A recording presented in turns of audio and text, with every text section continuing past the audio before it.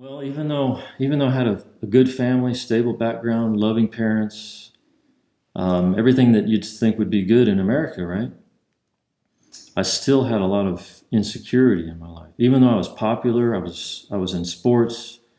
Blue eyes. Some people thought I was good looking, Blue whatever. eyes. But گفتم خوشتی میگم چشم آبی. so even though I had all that, there was something inside that I was still very insecure and had a lot of fear. I was afraid to be around people. I was afraid. I didn't know who I really was. I was afraid if I was who I really was, I would be rejected. Okay, you said your parents, they were wealthy. Yeah. You do wrestling. Really, you're a handsome man and you had everything. And I know you're very smart. You're like a scientist. But you had fear and insecurity. So I went to college. So again, I'm following, my dad's career too. My dad was an athlete. That's how he got to college. He got into computers when computers were not a big deal. So he got into a field where he was able to be very successful financially. So I'm an athlete. I'm going to college. I'm going to maybe follow in his footsteps in a way. But there's an insecurity in me. And there was something in me that made me think maybe the God that is in the Bible, that's spoken of in the Bible, maybe he can help me. If he's even real, maybe he can help me with this fear, because it was a tormenting fear.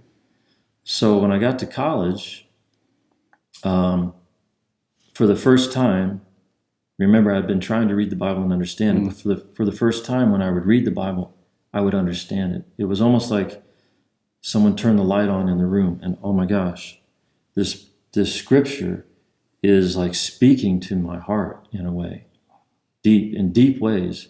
So all I wanted to do in my spare time was read the Bible. And then I had a vision, and Jesus came into the room, and I was like a 5-year-old child in this vision. He was walking by me, and I'm calling out his name, Jesus, Jesus, Jesus, come here, please. And all of a sudden he turned, as I persisted in calling his name, he turned and he walked right past me here and he stood next to me. So I was like a little 5-year-old looking up at him, real excited. And then he picked his head up, and as he looked up, he disappeared and he moved inside of me. And I came out of this vision and I felt a presence that was in the room and inside of me that I never had ever experienced before.